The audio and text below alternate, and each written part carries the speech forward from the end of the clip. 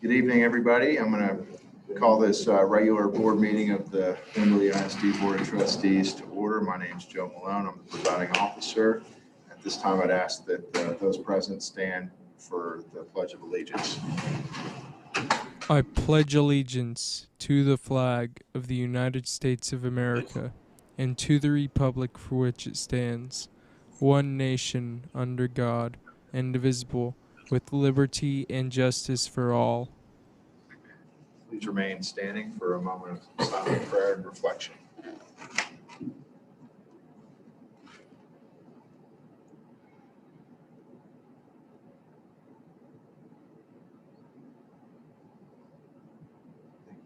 Seated. What I forgot to mention is that we do have a quorum this evening. We have five board members present, and I believe two on Zoom. No, two are not present. Yeah, that's right. Not on Zoom. So, but still enough to constitute a quorum. And let's move into our agenda. Item number 2 on our agenda is the special recognition. And I see that we have our WISD nursing staff, namely our head nurse here with us. I think Nurse they're probably Jordan. listening. Yes. They have little kids, so they're probably home listening. Oh, good. Well, we appreciate you being here. I'm going to turn it over to Dwayne. Hey, listen, Darrell, I see you have all of the goodies in front of you. That's what happens And- when you show me and I get all the kiddies. I tell you what, since March 13th, our nurses have been on a mission. Okay, that's the best way I can describe it. And I tell you what, the work that they have done and the overtime that they have put in and every effort that they have made, which has kept us safe throughout this school year, is just, it's admirable at least. I mean, it is just stellar. We cannot thank them enough. I've been on campuses and individually thank them. I need to do that again tomorrow. So anyway, If there's anything that you would like to say about the nursing staff, please do. There's two brand new nurses this year. Annie Wood at Jacobs Well and Jessie Payne at Wimberley ISD Junior High. And it's always a challenge to move from acute care nursing into more, hi Annie, look at that little bitty. Annie, who came to us from over 10 years of pediatric critical care. Jessie, who graduated from Wimberley High School, was one of my students and came to us from emergency services, pediatric care. It's always hard to move from acute care into school nursing and understand your role as a person who really works to remove barriers of health to learning. It's just a different kind of focus. And I can't imagine this year being your first year as a school nurse. Absolutely. But these ladies have exceeded every expectation. And I know Carolyn Jarkow, she's stayed this year, I think, really because she knew how much we needed some experience at the elementary school. And I really appreciate that as well. So I can't say enough about these newest members of our team and how they have exceeded my expectations, not only as nurses, but as new friends. I love you girls and those little babies. Thank you. Thank you so much.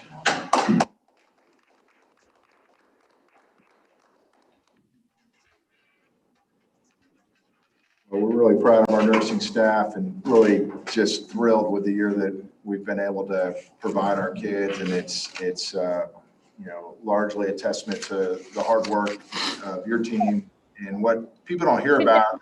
They hear about situations where kids are quarantined or kids are sent home, but a lot of work behind the scenes went into keeping kids in school and eligible for activities and all of that. We don't hear about that as much, of course, because it's all private and we can't disclose that kind of thing. But those were hours and hours of time spent trying to make those situations successful, and we appreciate that as well. All right, thank you. Let's move over to item number 3, our public forum. And I'm going to turn this over to our communications officer, Alan Brugman.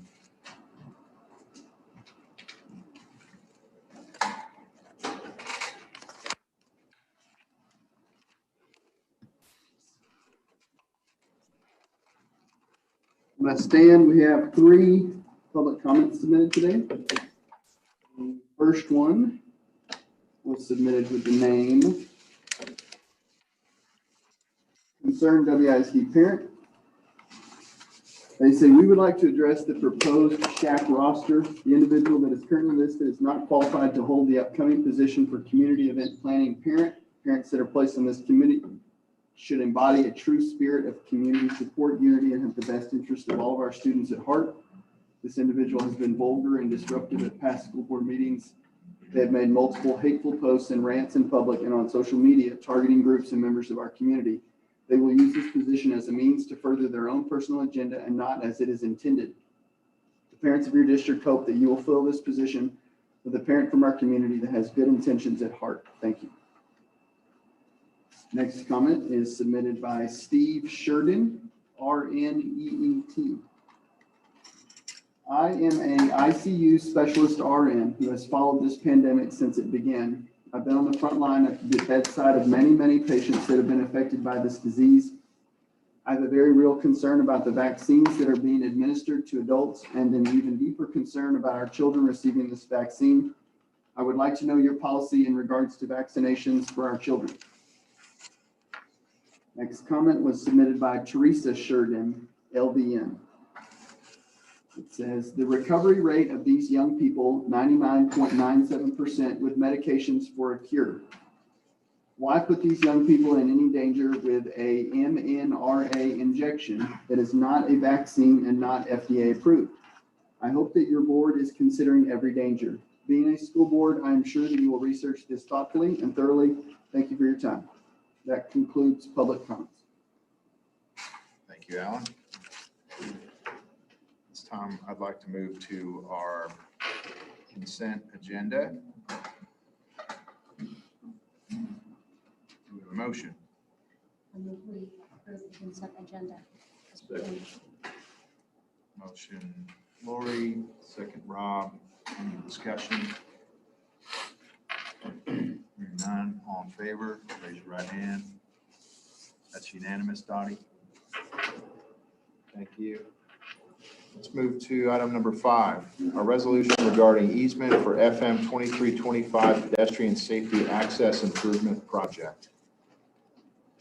I'll turn this over to Mr. York. So I sent you guys, and you also have in your packet the resolution to support this easement. This committee of community members have been in contact with me for months and months. And we visited on each campus and talked about the sidewalk that would be coming into our new property here, how it would connect and go into the community. I think it's an awesome project. And I know that Witten Porterfield and possibly some of his staff is on the Zoom. And I would like to give them an opportunity to just speak with you for just a second about this project. Good evening. Can you guys hear me all right? Yes, sir. Yes. Thank you. My name is Wynton Porterfield. I'm with the Hayes County Transportation Department, and I'm part of the team that is working on the Wimberley Valley Trails, which is a long-range master plan for pedestrian and hike and bike trails in the Wimberley Valley that would connect neighborhoods and points of interest. The FM 2325 is a crucial leg of that project. I've got a couple other people here with me that are on the project team. Lindsay McClune is the county grants coordinator, and Simone Corporeau is a grants writer for the county. Also on with us tonight is Griselda Gonzalez. She is a civil engineer with the Goodman Corporation, and I'm going to let Griselda give you a brief overview of the sidewalk project we're discussing tonight. Thank you. Hi, good evening, everyone. Thank you for having me with you today. So I'm just going to provide a brief overview of the project, and then feel free to ask me any questions you may have. So Hayes County is sponsoring a TxDOT 2021 Transportation Alternatives Call for Project application. This call for projects is to fund non-motorized infrastructure. This is a two-step process for this application. We did complete a preliminary application and submitted that, and we were approved by TxDOT to proceed to the detailed application. As some of you may know, the proposed project is for a sidewalk. It's 6 feet wide, and it starts at the Texan Boulevard, the driveway on Kearney Lane on the east side. It goes north to FM 2325 and then turns east and widens to an 8-foot sidewalk, heads east towards Green Acres. We cross Green Acres, and then to the north side of FM 2325, we connect to the existing sidewalk at the HEB. And along 2325, that is an 8-foot sidewalk. The project will provide a safe and ADA compliant accessible route from Danforth Junior High to the HEB. It will be a concrete sidewalk as required by most TxDOT's projects. And this project, as Winton mentioned, was identified in the Wimberley Valley Trails plan that Hayes County is currently developing. That is briefly a synopsis of the project. The project includes drainage improvements as well. We're putting some rails along where we're making some drainage improvements that are in front of market days. And I would say that those are probably the most critical elements of this project. And I guess along the sidewalk that we're asking for, which is, along Kearney Lane and in front of FM 2325 where we turn, there is a significant grade difference there, and that would be significant, cost quite a bit for us to, add embankment on that side or try to widen the street in any way. So that's why we're asking for the easement along Kearney Lane and FM 2325 for the sidewalk. And that is the wrap up for the project. If you have any questions. Thank you. That's a good overview. Do we have any questions amongst the board members? No, I'm just excited about this. I know this is something that we had with our interlocal committee that we had formed, pre-COVID back in the day. This is something that we talked about then, and I know that Lon, Shelby County and city have been working on timing to get access to some of these grant funds. So I'm very excited to see this happening. So I'd make a motion to approve the resolution. second. Okay, we've got a motion to approve, Will, a second by Lori. Any further discussion? Generally read out loud resolutions. Okay, somebody like to read it for me? I think Alan was good.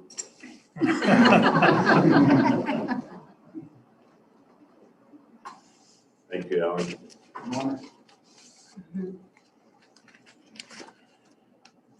While Alan's looking at this, these plans have been identified in our community for probably about 15 years. Yes. And as part of county's 2010 transportation plan, these funds are coming from the county's 2016 road bond program. And really would like to thank Commissioner Schell for his leadership in taking those funds, leading that, directing that to the Wimberley Valley of this community, and putting together some real fine details on how we would accomplish that.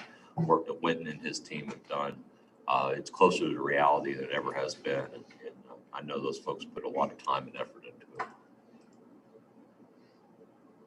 Yeah. We appreciate it. This will be a real benefit to our community. What is the timeline for this project? Do we have an anticipated timeline? I can say that once the project is submitted here, and we'll be submitting the final application in June. And once we submit, awards will be made in October. And we have 3 years from then to lead the project. So we need to be past design and ready for construction 3 years from then. So it could happen sooner than that, but definitely no later than 3 years. If the project gets awarded, it needs to be ready for construction. Sooner. Yeah, hopefully sooner, but that's good to know. Thank you. All right, so we got a motion and a second. We're going to read the resolution. I'll go ahead and do that, please. This is a resolution regarding easement for FM 2325 pedestrian safety access improvement project. Whereas the Wimberley Independent School District wishes to cooperate with the Hayes County and the City of Wimberley on infrastructure and safety projects for the benefit of the students of district. Whereas Hayes County is pursuing state funding through the 2021 TxDOT Transportation Alternatives Set Aside Program for the FM 2325 Pedestrian Safety Access Improvement Project. And whereas the FM 2325 Pedestrian Safety Access Improvement Project aims to support pedestrian safety improvements within the City of Wimberley, the project will provide non-motorized roadway users safe access to the city's local businesses, schools, and tourist attractions. And whereas the FM 2325 Pedestrian Safety Access Improvement Project plans include construction of a 6-foot ADA compliant sidewalk along the west side of Kearney Lane from Danforth Junior High, turning east on the south side of FM 2325 to Green Acres, then crossing to the north side at the signal and terminating approximately 325 feet east of Green Acres. The sidewalk termini connect to an existing sidewalk for access to local shopping. A total of 0.84 mile of a safe and accessible path.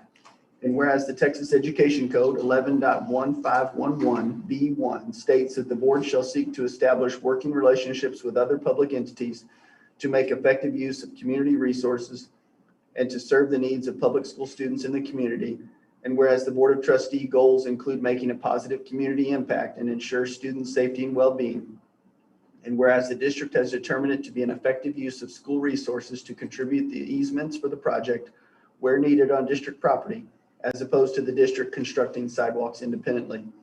Now therefore be it resolved by the Board of Trustees of the Wimberley Independent School District, approve contributing the necessary easement for the FM 2325 pedestrian safety access improvement project as required on school property. So ordered the 17th day of May, 2021. Thanks, Alan. So further discussion? All in favor, raise your right hand. Okay, looks like that's unanimous. Dottie? Thank you all very much. Appreciate you joining us this Yes. evening. We're excited about this Thanks a lot, project. guys. Thank you, everyone. Thank you. Health and safety report and SRO report was submitted. The next item here is our SHAC report. I'm going to turn this over to Mr. York. So first, I just want to thank the 2020-21 SHAC committee for all the hard work that you did in preparing our annual report to the Board of Trustees. Each year, the board is presented with the WISD School Health Advisory Council, or commonly known as SHAC Annual Report. This is simply provided to you and does not require approval. What does require board approval is in accordance with WISD Board Policy BDF Legal, which states that the board shall establish a local school health advisory council to assist the district in ensuring that local community values are reflected in the district health education instruction. It goes on to state that the board shall appoint at least 5 members to the SHAC, of which the majority of the members must be persons who are parents of students enrolled in the district and who are not employed by the district. You can find the rest of this BDF legal on our website. Because the board has not been given the opportunity to appoint its minimum of 5 members and has not been given the opportunity to address its obligations as per BDF legal, my recommendation is that we table this item until the board has the opportunity to do so. Okay, so we've got a recommendation to table. That's what I'd like to do is ask that the board members submit candidates' names to Dwayne and to Dottie to compile, and then we'll take a look at that in the future. So we're going to Make that motion as stated by Mr. York. I don't think we need a motion to table something. Yeah, I think if we table it, we don't even need. Okay, sure. Yeah, so it's tabled. So the parents that have volunteered here are just parents that were found by what? I mean, that were identified how? Okay, they were identified by Durrell. In the past, we have presented the SHAC annual statement or annual report. Mm-hmm. And then she has listed proposed members of SHAC. One thing that's happening legislatively is that SHAC is being, I mean, there are so many duties being added to SHAC. I mean, Durrell and I talked about this today. I don't know how many different duties there are. There's at least 3 or 4 that I am very specifically know about. They're within bills. And so given that this is a legislative session, I think that it's going to be imperative. And this, I mean, this is going to take some time because I think that once legislation starts being passed, we're not going to know the full duties of the SHAC. Just given. Are there any bills that change SHAC duties pending in the House? Oh, yes. Or Durrell, SHAC? start mentioning The the number 1. the biggest, there, legislation that seems to be working its way through is really talking about changing kind of the way SHAC does its meetings and how it posts its minutes and what kinds of meetings it has to have or doesn't have to have, and what items.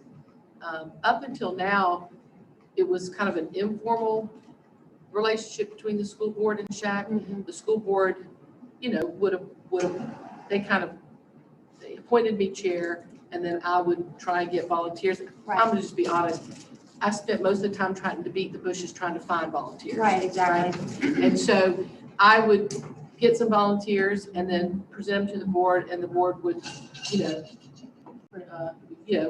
that was the appointment process. But with the legislation pending on SHAC and the movement of SHAC into a much more public, much more structured, much more directed kind of role for the school board, that the legislature is kind of calling on the school board to do that. And they're going to, before I'd present the report from SHAC, and it's for your information, but there's going to be things on this legislation, there are things that they're directing school boards to direct SHACs to do. And as a process, the SHAC then has to follow a very public process. And so that is different. And tonight I did what I've always done, but I certainly understand the school board wanting to take a look at these changes and determine if they, want to appoint the board from your own pool rather than my pool. That's always been something the school board is welcome to do. And you're not going to hurt my feelings by taking a job away from me, but there are some things coming up that are, it's really more structurally and like pulling the SHAC really up into a thing where we've always been required to meet 4 times a year to post those minutes, but the minutes were sort of like the kind of minutes you would take at a meeting where you're like, here's what we talked about, here's what we came up with. Very different than some of the suggestions in the legislation where you would have a public forum that would be recorded and would then be posted on the website. That's much more formal. And, and volunteers, I think, I've talked with some of the volunteers as I've been working with them the last few weeks about the fact that, this may be a much more public face as a volunteer, which not everyone's interested in doing. Right. And so I think that, if you guys want to come up with a group of appointees and we'll just wait till you guys decide what to do. Is there parameters about how big the group needs to be, or? There's no limit.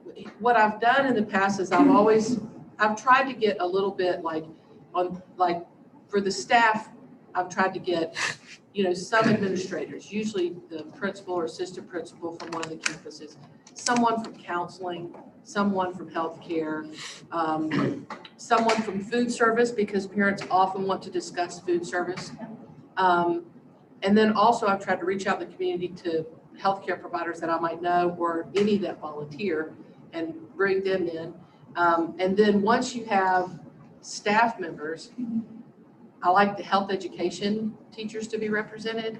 And then once you have that many staff members, let's say you get like this year, there's 13 staff members. Then if it has to be a majority of parents, then you need 14 parents, right? And so that's kind of how it was. In some years, if I can only get 5 or 6 parents, then I have to really taper down the staff that can be there. And, that kind of limits the amount of interaction we have with staff. So this year with this legislative stuff come up, I have kind of a large group of staff and faculty that have been recommended by their principals. And but those things can change too. That's just kind of the approach I took before we got started.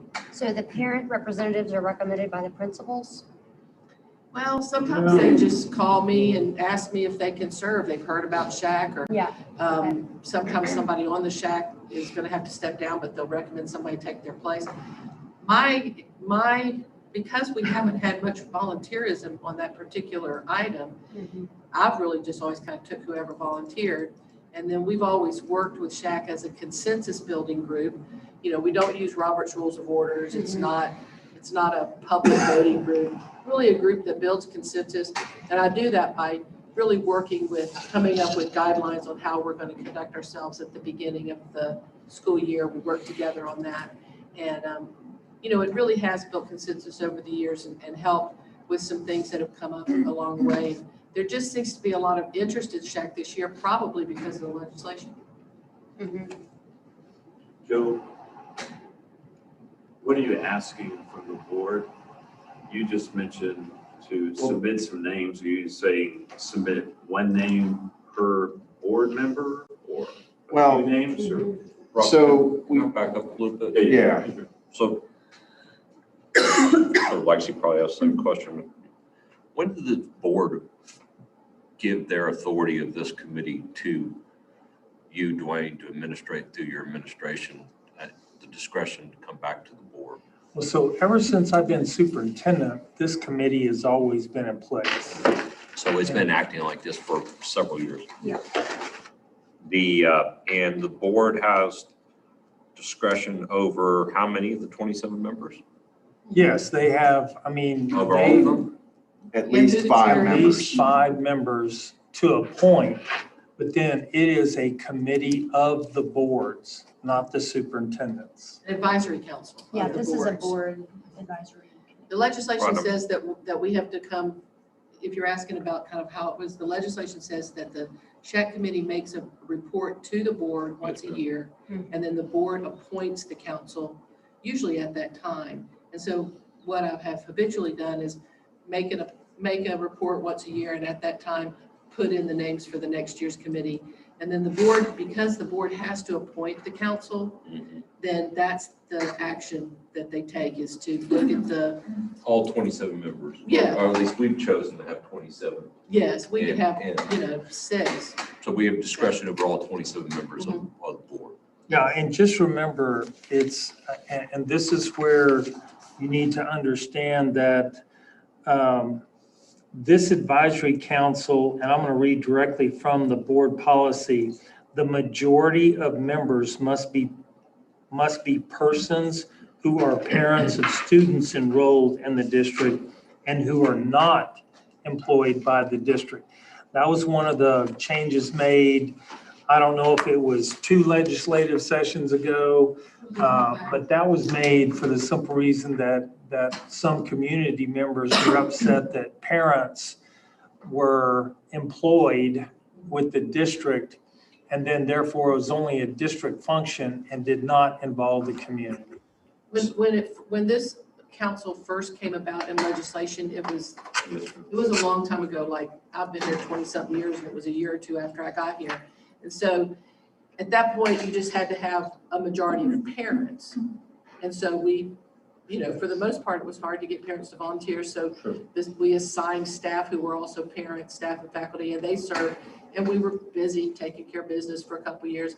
And then the legislation came out that said, well, the parents that are assigned, you can have staff and faculty who are also parents, but you have to have a majority of people on the board who are parents of school in the district who aren't staff and faculty. And at that point, it became more difficult to get enough parents, because then the goal of the SHAC change, when it was a Health Education Advisory Council, was originally designed just to look at reproductive health, and that was a very small Yes, ma'am. thing. And then over the years, the legislature has expanded that role to include all health education that happens K through 12, coordinated health that asks for your each campus's health lessons in their cafeteria and the physical education department to reflect the classroom curriculum. And then they most recently reached out to make community awareness and parent engagement in health education part of the requirement that we are supposed to do. And now we have this most recent legislation where they're changing the structure. So it's grown over the years, and so the size has grown when we could. Sometimes it's been small and sometimes bigger, but always at the discretion of the board. It's good background. Thank you, Darrell. 2 observations real quick, Joe. It seems like 27 people is quite large. We might venture to say 9 or so. The second thing is, in our process of appointing SHAC, seems like there could be a simple form that talks about one's qualifications or interest in serving. Right now we have a name, and some of us may know the name, some of us may not know the name. But what qualifies this person, or why do they want to serve in such a capacity? We don't need to take that to the extreme, of course. It needs to be balanced in my estimation. But right now, it's just tossing out these names and, you know, not to name a name right now, but I wonder if, like, the doctor on the current shack, does that person practice locally? I know she practices in Hayes County, but, you know, those kind of questions. I think it'd be important to have a Wimberley healthcare provider. That makes sense. That was one of the new additions, was the recommendation that you gave me. I've called and said they were honored to serve, but your question about an alternative number, what we have done in the past, well, it is cumbersome to have something like 27 people Absolutely. in there. So in the past, what we have done is, one of the things we've done is, instead of 2 or 3 or 4 recommendations from a campus, and the reason I ask for those from campuses for staff and faculty is it looks like the job for SHAC is going to involve lots of stakeholders, and what you don't want is to make a big plan in SHAC that the parents are all going to know about, and then tell it to your principals, and they're all like, we're not doing that, you know. So it helps to have the principals representative, helps to have the counselors and the nurses represented. But you can do it another way. You can have a campus committee that sends a representative, and then you don't have quite as many parents that have to come and things. So that's what we have done that in the past. But when that happens, it needs to be clear to the principals and the people at the campuses that they also have to have meetings and send information with the representative, and then send information back. So the agenda has to be a little bit planned in advance so they have opportunity to do that. What we've done this time, last year and this year, when we had more people volunteer, was instead of putting that burden at the campus level, we did it on the SHAC with committees. But there's a lot of ways to put this thing together, and some of them, you know, we've tried over the 20 years I've been doing it. We've tried a lot of different ways, you know, and so This is what I'd maybe like to do, Drill. That's helpful. Dwayne, by our next meeting, if you could get with the stakeholders, you know, the existing folks, and make a recommendation as to structure, then we'll have a better handle on how many we need. And then from there, so not by next meeting we'll figure out the overall structure and what works best for our district. And then moving forward, we can figure out how the board will participate in helping to select, you know, the members based on our requirement under this BDF legal. Does that sound like a fair plan? Yes, because most of this changing legislation is not going to be finally approved until late June. And that's what puts us in such a predicament this year, in that we don't even know exactly what these additional responsibilities / duties are going to be for SHAC.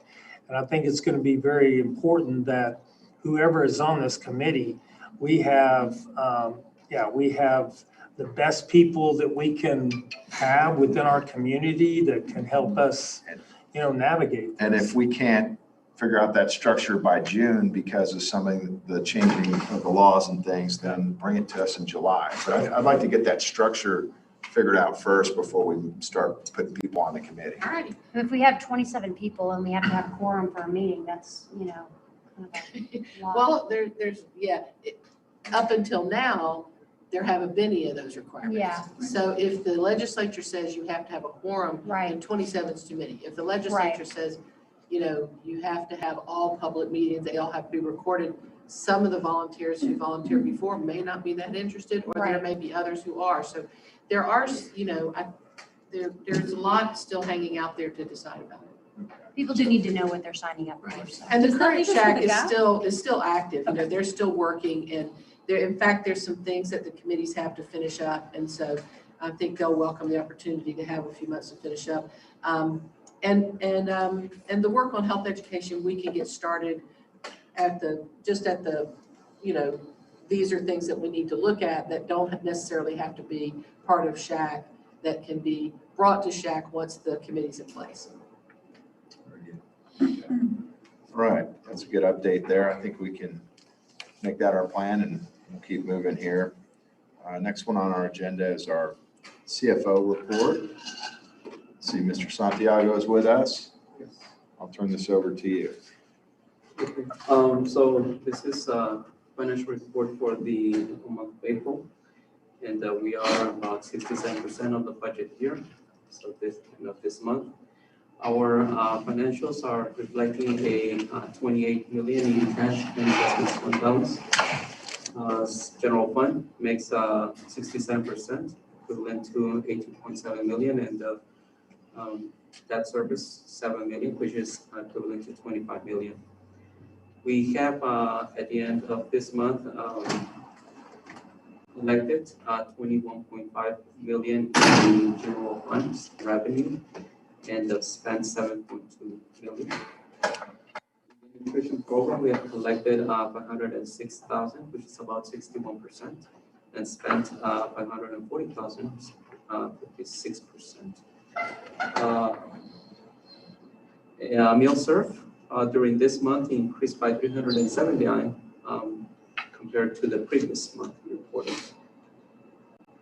I could not compare to the previous year because we were already in quarantine with COVID. The debt service is collected 6.5 million, equivalent to 99.5%, and spent 1.8 million. Capital projects has spent 2.5 million and has earned 47,239 interest just this year. On the next page, on the recap right here, total proprietary funds, we have collected a total of revenues 415,000 and spent 211,000 for a total profit of 203,000.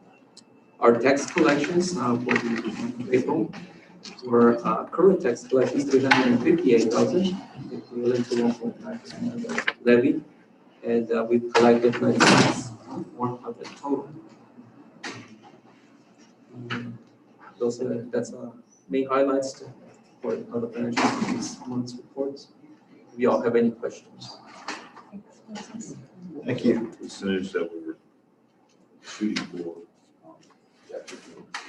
Tax collections are golden, and we collect as much as we can. But last year we collected 102, so we exceeded what we had budgeted. I think we remember that we budgeted 96.5. So right now we are at 96.4.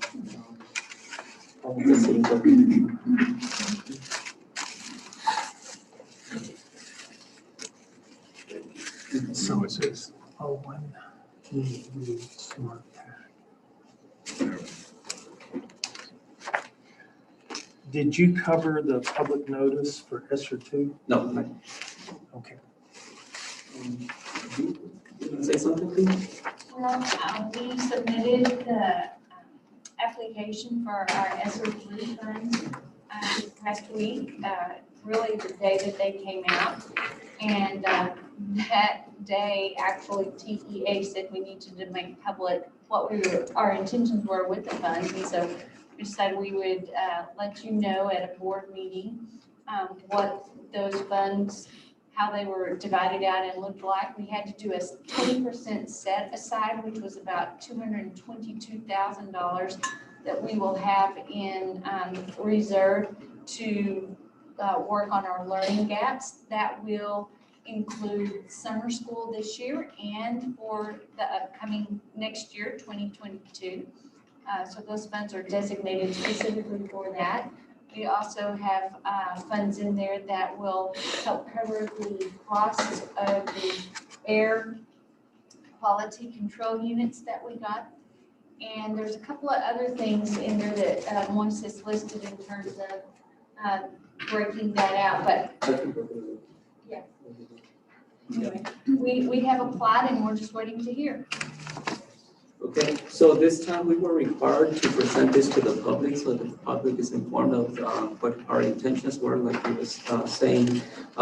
For this total second round of the federal stimulus funding, we were allocated a total of 1.7 million, but only 2.3%, two-thirds was approved for spending. The remainder third has still needs to be approved by the Department of Education. We had to allocate 20% for learning loss and social emotional support. And the remainder of the funds have already basically been spent because we have spent almost close to 2 million in this COVID-related expenses from the beginning of the pandemic. That's last year. Starting back in March 13th. So on this list that you all should have received, it shows a total of payroll of 316,000, which part of it are for the workload stipend cost that the board approved back in December, and also the coronavirus stipend that's to be paid on the 26th. Where's that spreadsheet that you're looking at that we should have received? Dottie, did you all attach this report? I don't know if I included that or not. I know it says public Did you notice. send it to me in your Yes. attachments? You did? Yeah, It's in your send it to you. PowerPoint, isn't it? No, it's not part of that's the budget. Okay, We can so send you all let's, that. We can send Let's see you if all I can that. find it. I can email it to you. Or I can even give you this one as soon as sometime right here. We have a total of PPE, personal protective equipment, and instructional technology supplies in a total of 259,000. And we also included the total cost of the sacred equipment, 437,000. So just right here, I have a 1.2 million expenditures, incurred expenditures, and that's over 105,000. It's 9.3 over the allocated approved amount right now. So that's basically how we have allocated this federal funding stimulus. And the remainder 1/3 is still yet to be approved, and that's a total of 567. Is that the cost allocation? Yes, the cost I'll allocation. forward it to the board right now. Are y'all expecting that last third to get approved at some point? yes, we are, and we're just waiting for this NOGA for us. I mean, it's like Dee said, we got out in front of this really quick. We already had discussed this for weeks as to how we would allocate this money. And so we were ready to go once the application came out.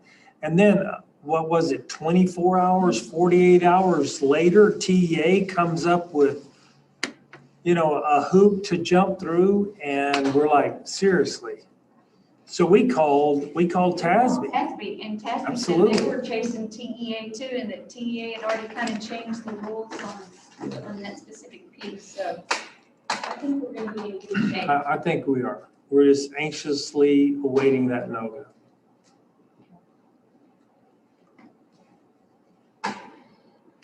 So that first chunk of change covers everything that we've spent for pandemic relief in brief. One way to look at it. And then we would take the other 1/3 that's coming our way. We anticipate that in a way. And just wait for you to give us direction on what you might want to do with that, whether tuck it away or spend it on this or that. Yeah, so we've looked at allocating to personnel because that's one of our #1 expenditures. But right now, once we get the NOGA for the 2/3, we're going to share that with you. And at one point in time, I sent y'all an email that had had our spreadsheet on it, but that spreadsheet changed. And so I thought I set out the secondary one. Maybe I didn't because of the board meeting. I'm not really sure. But anyway, you've got that most recent spreadsheet on how we allocated those funds. Yeah. We just went through. Yeah, we just came to wait for that.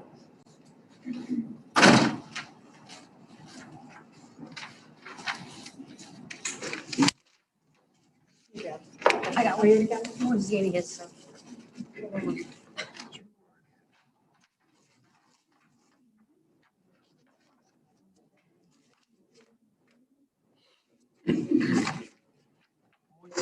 This does not require board approval. This? Yes, I don't think so. No. no. Yes, it's information.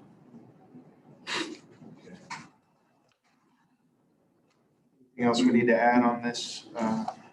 So what we want to do right now, this is part of my report, so we'll be getting into my report, and then we're going to go to Olin with Smart Tag.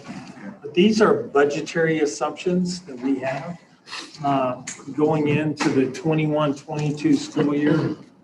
And Moises, pulling me up here, buddy. You're gonna do the smart tag first, so that. Oh, yes, Yeah. of course. Let's do Smart Tag first, and then that way Owen can. All right, so we're going to move over to item number 6B4, which is our Smart Tag fleet tracking software, and our transportation director, Owen Baldwin, is here with us. Go ahead, Owen. Hello. I believe there was a slide included in the board packet. I can go over that piece by piece, or if y'all want to just, if you want me to just touch the highlights of it.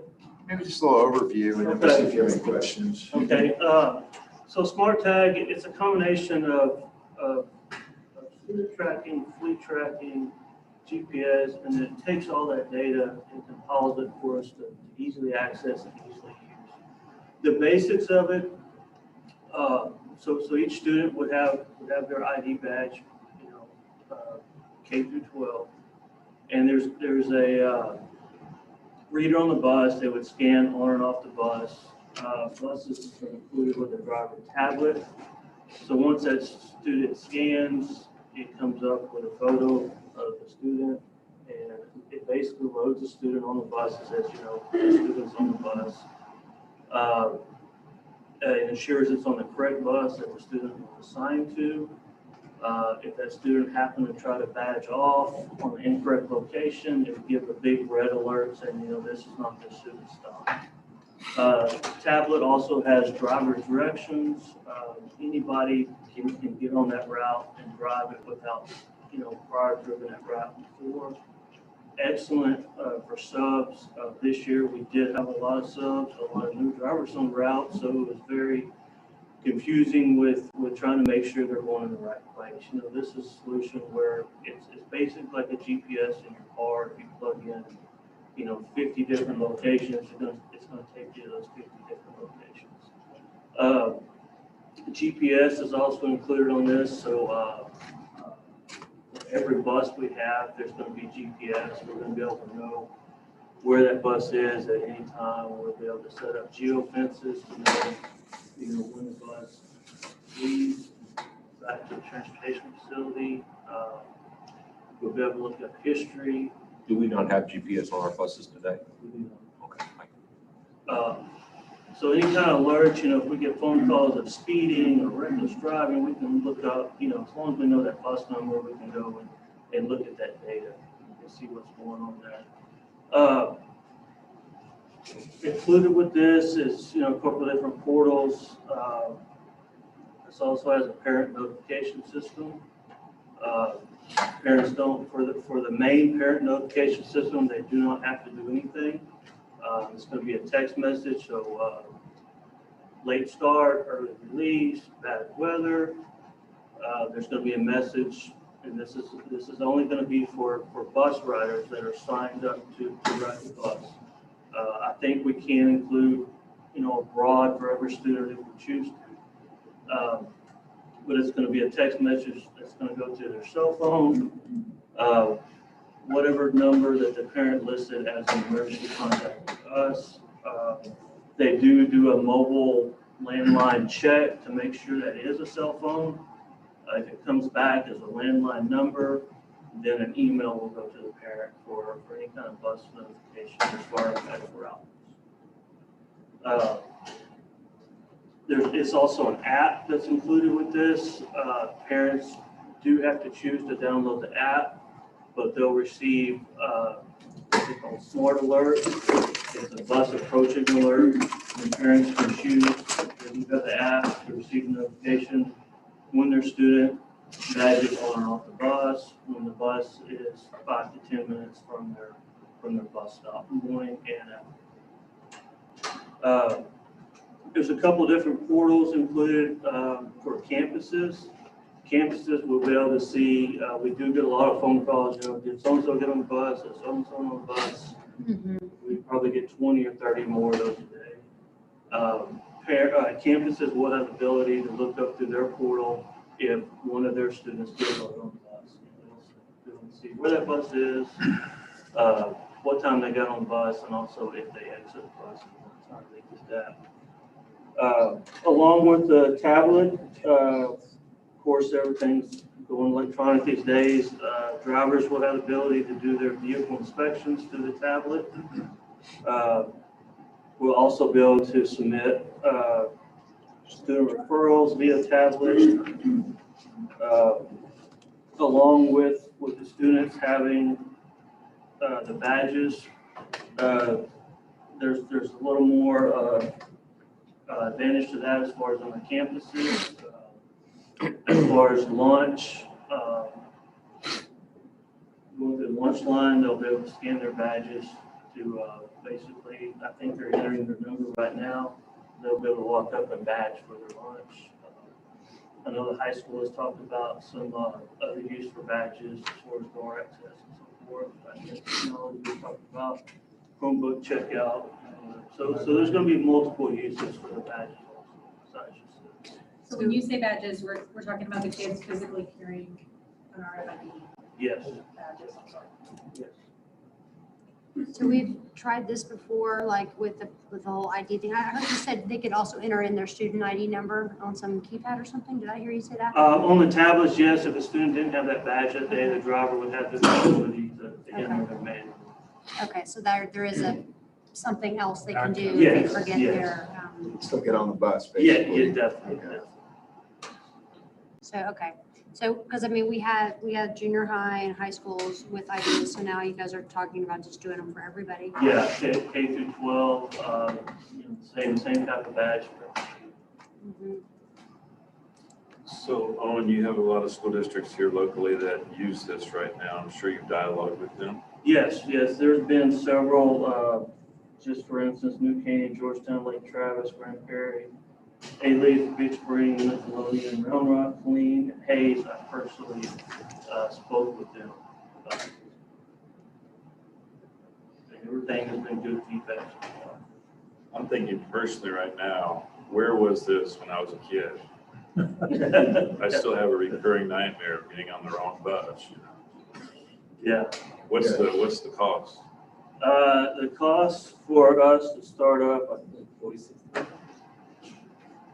No, Yeah. So Owen, will there basically be It's gonna sort of be- like a it's gonna be tablet and like a thing holding a tablet up the front on the dash of the bus or something that yes. gets installed on every bus? Yes.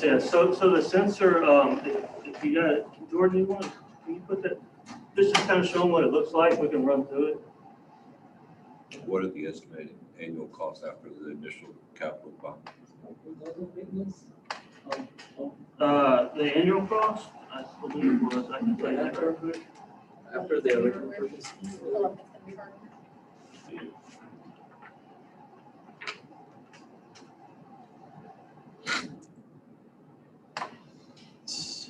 It's closest to the 2 or 3 and annual. License. Okay, the annual recurring right now is 12,000. And that's already built into your budget. It's very scary to get a phone call. When I see Owen's name on my phone from 3:45 to 5, we've either lost a kid or something else has happened. So I'm so thankful that. We always find those kids just for the record. Just right. We do. Find those Never kids all the permanently time. lost. We're not permanently lost. So this right here is a tablet, it's basically a Samsung tablet. And this will be in a dock in the bus, so this will come in at night. It won't stay on the bus unless we're on a route. With this does include what they call their evergreen program. So every 4 years, that tablet will get changed out to the newest version. And that's part of the recurring costs. It's Yes, built in. that's included built in. Yes. So, Oh, you want to go back? Okay, that's just kind of a pre-trip inspection. You kind of scroll through that kind of fast if you want to, George. it's on our agenda. Okay. Owen, will we use these for like athletic team travel as well as just regular routes? No, it's possible, but I did not include the tablets for every bus. I only did tablets for routing. I did do GPS for every bus that we have. I did not put any GPS on any white fleet that we had. Maybe that's something that we could add in the future. But this quote and these numbers we've been working on was just bus. You're looking to try to provide a higher level of public safety and some efficiencies amongst our staff and everything. Yes. Because you're dealing with this every morning. Yeah. I think, Oh, if you want to stop right there, sorry. That was one thing I do. If you go back up one page. Guardian alert, we can set parameters in there to where only so-and-so is allowed to get, the student off the bus. So so when the student badges, it's an extra little alert that will come to the driver. If there's a custody issue or what may be going on, who the student can read. So all the information, that information's in Skyward, but it's kind of hard for us to keep track of it because there's so many. So if it's tagged to that student, then when that student pops up, then there's everything. Like you say, with all the subs and things coming in, they don't know who's who.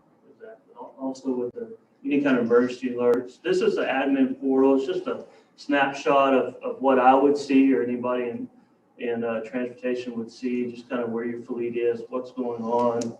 If any buses are running late or delayed or anything like that, we can see that all at one shot. Hey, Owen, on that issue, would you say that most of the behind the scenes tech is administered by this company and not by us, or both ends? It's going to be on both ends because there's a little bit on our part that we need to do. But do you feel like we have the capacity to do that right now? I do. Yes, I do. I've already kind of briefly met with Jason and talked about this, and I don't feel it'd be an issue. One good thing with this is web-based, so it won't be taking up any room that we have. And it'll also be accessible, not just under our network. If I'm out of network and need to access it, I'm able to. You can log in. Yes. Yeah. Yes, or anybody that has an admin login will be able to do that. That's just a brief parent notification. So also the parents get a notification when the bus is 10 minutes, 15 minutes out? Yes, that's if they choose to download what is called a smart app. Yes, they'll receive an app alert on that. But there is a different parent notification part that we send out that will go to any mobile number text. So if there's any kind of delays. You received a lot of accolades on this as you talked to your colleagues in the field. How about, did anybody say these are things we have problems with, or? Nobody had anything negative to say about it. Everybody was real positive. Seems like a pretty good use of technology to solve kind of an age-old problem. Yeah, I see where this will be very, very, very helpful. Make everybody's lives a lot easier. So you're going to take this 43K to 46K out of the bond. Yes. And then the recurring fee, which is Would be $12,000, that will be budgetary budgeted each year. Yes. that's a good report. Owen, thank you very much for being here and the explanation. Do we have a motion? Do you need one? Because it's under 50,000, right? Well, it's with bond fund authority. I can approve it, but I think we should have a motion. What's the actual price tag or what's that? Dwayne, you recommending we do? yes, absolutely. This program is even better than the one that we were going to recommend about a month ago. So. How about this? I motion that we move forward with the purchase of the smart tag system as presented by staff, not to exceed $50,000. 39. The actual cost for the first year is $39. I think that's safe, just in case there's some other little things Do you want an related to extra that. GIS? Motion second. Any further discussion? I think this will be beneficial. What came to mind for me was at the lower campuses when the kids used to identify the buses based on the animal that's on the bus. So I think this is a bit of an upgrade for us here. Yeah, that animal is very, very useful.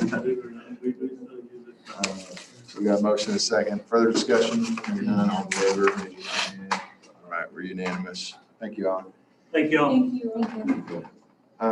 Okay, folks, we can either move to our next item, which is the preliminary budget assumptions, and go through that presentation, or we can take a break and move to an executive session because we have our attorney here. Dwayne, what do you think on the budget assumption piece? I think it's probably going to take about 10 minutes. You want to push through that, then take a break, and then we'll go into executive. Is that okay, Christine? Okay, all right, we'll do that. Okay, we'll be brief. Come on up.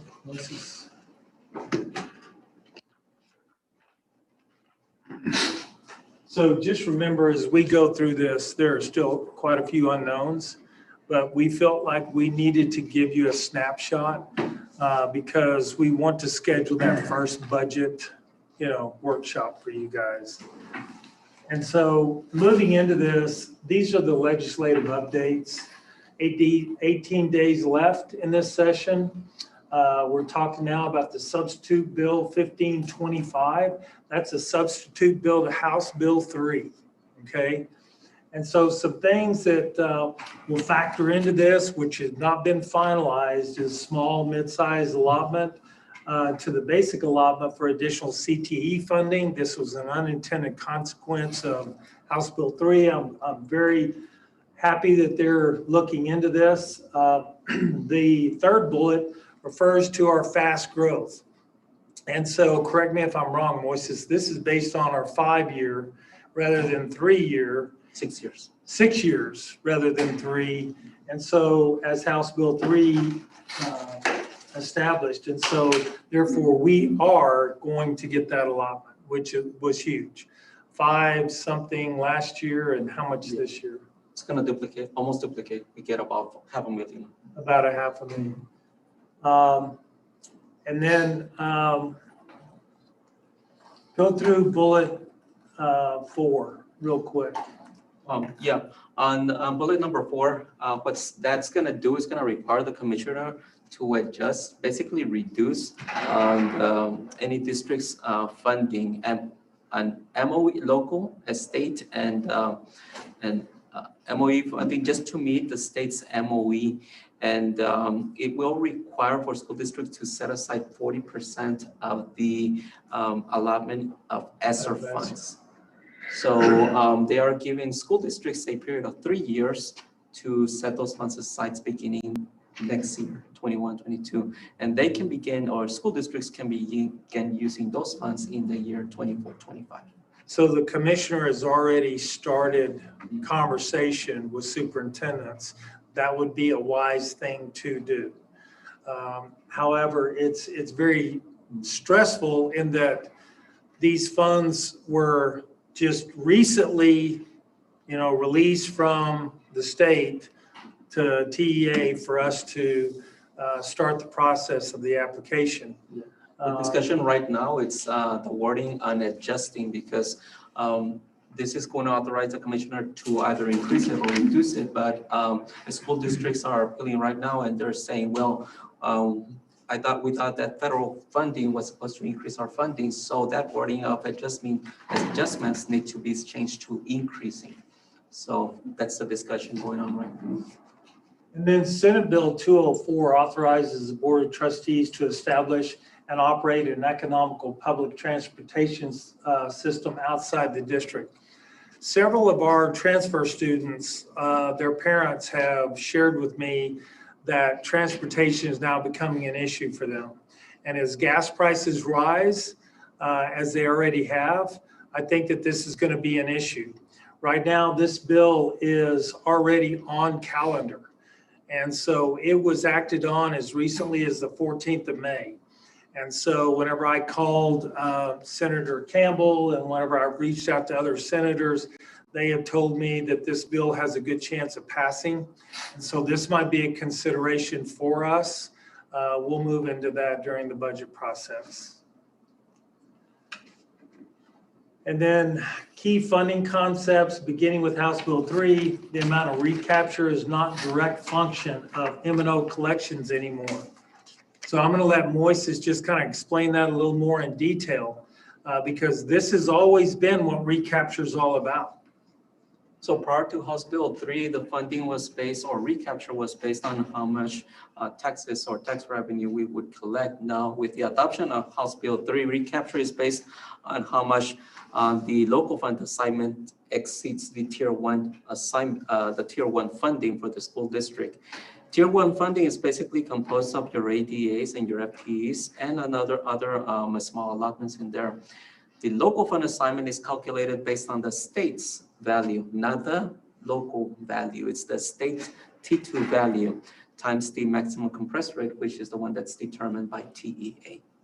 So right here, just a comment made by TEA. So when the value outpaces the student growth, which is basically in our case, recapture will likely increase even when the MCR is compressed. The reason why I put this here is because a month ago, we were thinking, well, our value has already increased and our recapture is going to reduce our M&O. Well, we're going to see if we can appeal it and see what TEA says. Well, I went back into the template, and when I would reduce or increase my recapture a little bit, my recapture or my MCR a little bit, my recapture would still increase regardless of whether I would give a little bit more pennies on the M&O side. So really it defeats the purpose, and there's really no need to appeal our MCR compressed rate if it's not going to do any And if you'll recall the information that we received from Omar, I don't know how many of the board members here, we used to ask Omar on a regular basis to come talk to us. He's the guru of the budget finance template. And he always had this little diagram of 2 buckets, okay? And so your local, each bucket is at the same capacity. And as your local would rise in the bucket, state was supposed to fill the bucket. Well, we always doubted that. Well, now we're actually seeing this in action, which was a good surprise because the first template, it didn't look that way. So well, I just appreciate Omar and all the people that we consulted in this. And here is just an update of the value in 2019, the state value in 2019, 2020, and 2021. As you can see there, in the 2019, it increased by 10.5%. In 2020, that's when we experienced the highest, 11.6%. And in 2021, this year, I am anticipating at least a 9.8%. The local value, preliminary value, came out as an increase of 8.4%. That includes about a 6% in voter protested projected amount in there. So it might be close to 9 or 9.8, or it will probably exceed 9.8 when we get our certified values. And so this is a challenge that happened last session, whenever they went from prior year, which we knew was an established amount, to current year value. Because now we're playing this balancing act, trying to figure out what the state comptroller is going to say in February. That's what, how many months after we've adopted the budget in August? I mean, it's a tough balancing act. But Here's the chart. But this slide shows here is the historical values throughout a period of 9 years. In 2013, close to 1.5 billion, and now at 2021, it's already at about 2.6 billion. So such a huge increase every year. And the highest being last year at 11.6. The median increase has been about 7.1, and the lowest about 9 years ago at 3.2 increase. The average in the last 4 years has been 9.3%, which is what I'm basically using to estimate the following years. We have, again, 2020 preliminary T2 value increased 11.6, and the projected for 2021 is a 9.8%, which is the assumption that we're using for our next year's budget. This slide has a lot of information. I had printed it out for y'all, so y'all can see those numbers there more closely. But it's basically what this is showing is a comparison of different funding scenarios based on OMRs or TAs, and the brown line right in the middle. If we were to appeal the MCR compressed rate, and the other line right under that one is where we stand as of May 14th. And the last one, what our target would be. Can I borrow your? Oh, yes, absolutely. There's a pointer. Okay, so right here, what we are seeing in 2019-20, this is already final. TA has already released the yellow line right there. This is final for last year. Recapture was 2.4 million. Our MCR was calculated at 93%. According to Omar's template, the template is estimating a 0.91% for the MNO, which is a decrease of 4 cents. The MCR is already being calculated at 0.82. What Omar is saying is that that's the lowest that TA has approved for year 2020 and 2021. That's the lowest that maximum compressed rate can be calculated. So based on these figures, we are seeing already a decrease in Texas by 4 cents on the MNO tax rate because of the compression of 4 cents over here on the MCR. And let's keep in mind that that's tied to the T2 state value. You notice this line right here? You see a 9% increase. Our cost of tier 1 over here is 19.2, and the cost of tier 2 reduced right here. So then the recapture increased by 8% right there. Mainly has to do with the T2 value right there. But what I want you all to, what I want to point out right here is that for the last 6 years, we have increased a total of 416 students. That's going to give us additional funding on the fast growth allotment. Very critical. Part of it. Very Yes. critical. Now, the other part that I want you all to pay attention is the ADA. Our ADA in the last 4 years has increased by an average of 2.3% only. Now look at your change in T2 value. It's 9.4. Our attendance or our ADA is way, it's not keeping up with the rate that we are increasing in value. 7.1% is our average that the wealth per ADA every year. So because of that, our recapture has increased significantly over here for the following years. Now, we have thought that it would help us to appeal the value, and I even went in there and say, well, let's see TA across 50% of the calculated MCR. Well, as soon as I added more pennies, look at what happened to recapture over here. It exploded. Right here, calculated 3.1 million. So that didn't help right there. Where we stand right now, as of May 14th, we have increased a total, or we have decreased 43 students since last year. But because our attendance has increased, our ADA is currently at 2430, which represents an increase of 3.9. That helps with additional funding right there and reduces the recapture. So because of that, our recapture, instead of being 3.2 million or 3.1, it's actually calculating at 2.9 million. So based on that, I decided, well, in order for us to keep for the following year and stay within the same level of recapture, we cannot do anything with the maximum compressed rate. It won't help if we appeal. We can't do anything because to the increase in the state value, the only thing we can do is bring more students. So in order for the following year to stay within 2.9 million of recapture, we need to bring no less than 40 students for next year. Mr. York says that's doable. So that's our goal, that's our target. So we reach that goal and keep our ADA at least above 97.5%.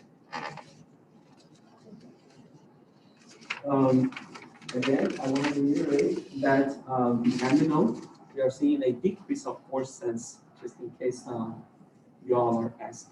That's what we're anticipating at this point because of the decrease in maximum compressed rate. But that's not official until TEA certifies it official. Last 6 years, we averaged 69 new students a year. Yes. Yes, yeah.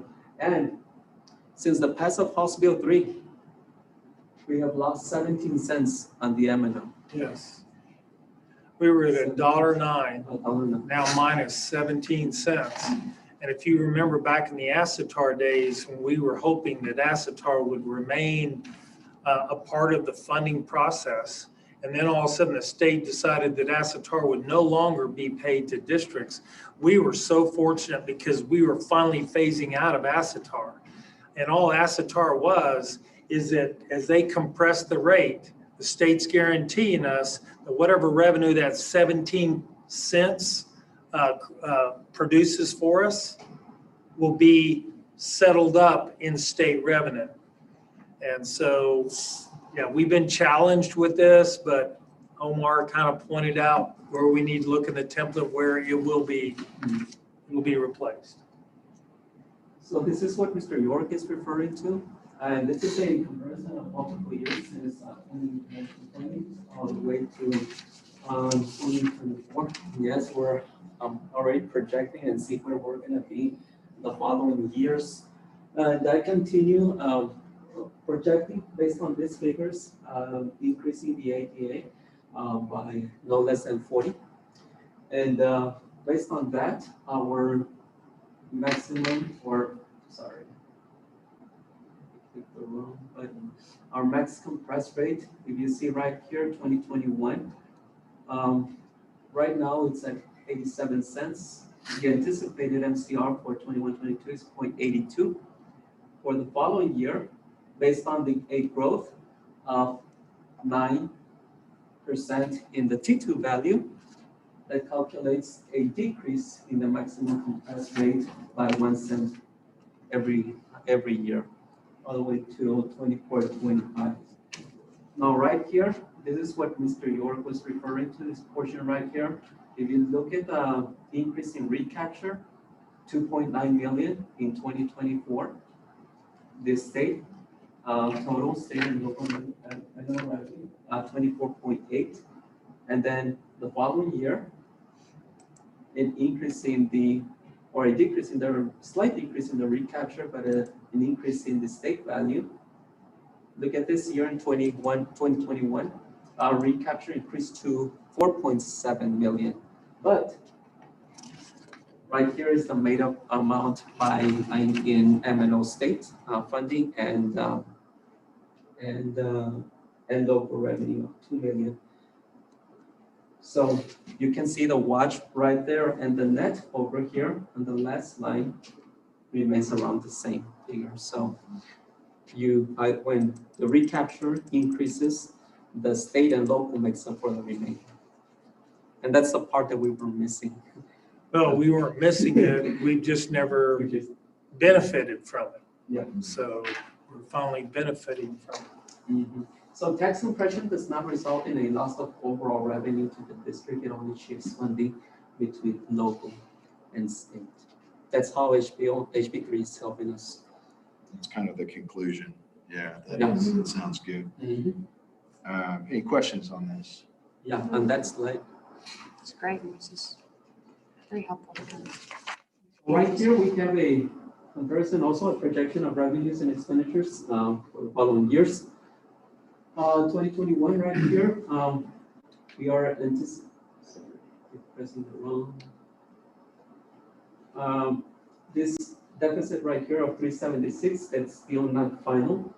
Right here, we are still not considering any or not not considering any expense reclassifications in the general fund due to the COVID funding. So as soon as we get those funds from the ESSER funds, hopefully we'll get them this year, we'll reclassify those expenditures into the grant, reducing this 27.2 right there. And we might probably end up with a surplus at the end of the year. If not a real slight deficit. We are also not contemplating on this template or on this report any funding due to the fast growth allotment or CT tiered mid-size funding.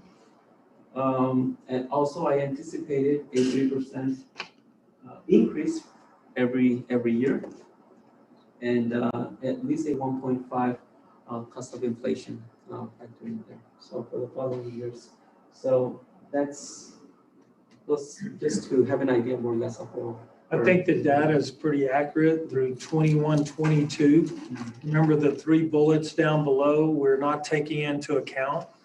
And so 22, 23 is not that major of a change, but you've got a legislative session coming up.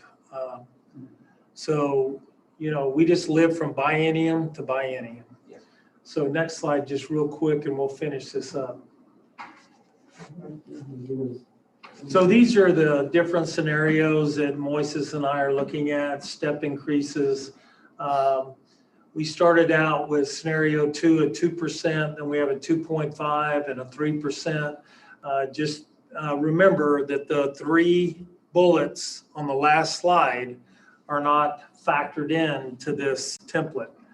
And so this gives you an idea of what those would look like. And so we just want to give you a preliminary look so that whenever we start presenting these different scenarios in the budget workshop, you'll know, we'll have an idea as where we're going.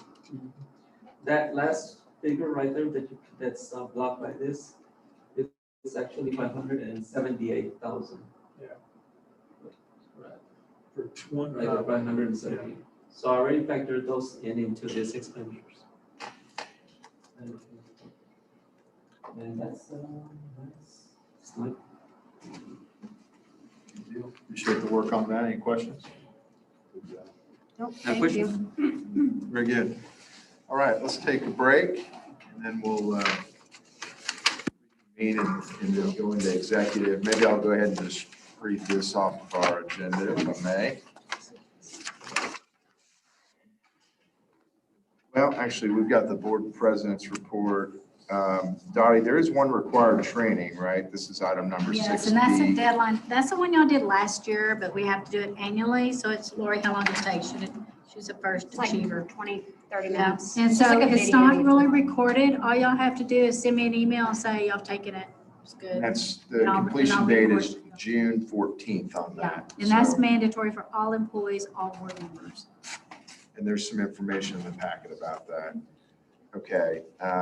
Item number 7 is closed session. The board may adjourn into closed session pursuant to Texas Government Code Section 551.071. The board then may re-enter into open session for further discussion and necessary action. Deliberation may include security devices or security audits, Texas Government Code Section 551.076 and 551.089. Personnel matters, Texas Government Code Section 551.074, including but not limited to new hires, terminations, employee discipline. Deliberation regarding real property, Texas Government Code Section 551.072. And consultation with attorney, Texas Government Code Section 551.071. Deliberations may include team of 8, planning, processes, activities, and consultation with legal counsel. Time 7:31. We'll take a break for 10 minutes and then come back at 7:31 or so for executive session.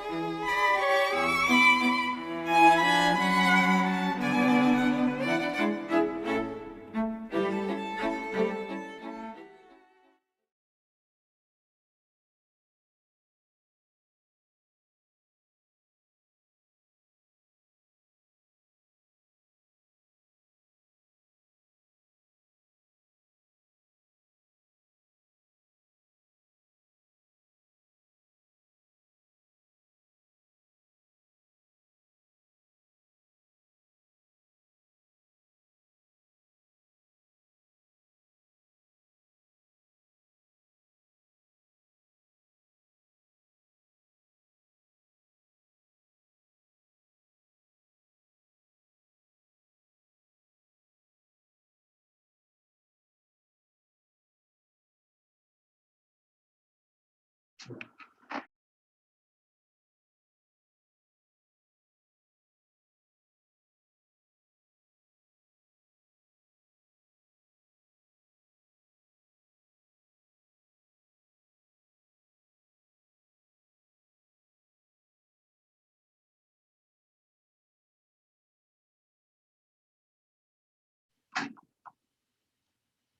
welcome back. The time's 8:45. Do we have any motions?